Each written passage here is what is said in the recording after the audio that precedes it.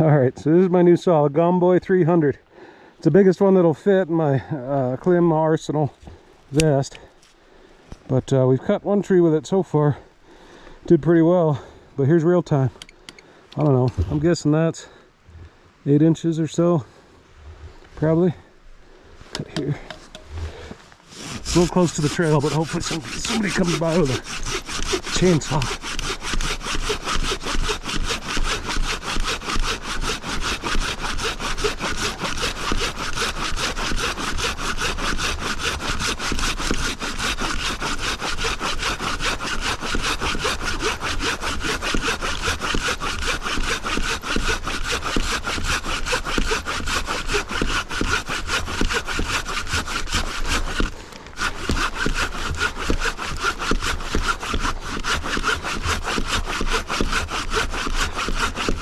Switch hands.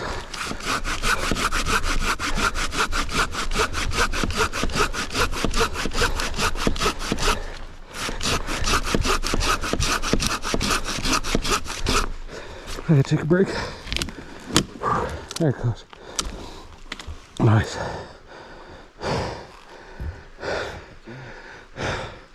About 9,000 feet. That doesn't help us.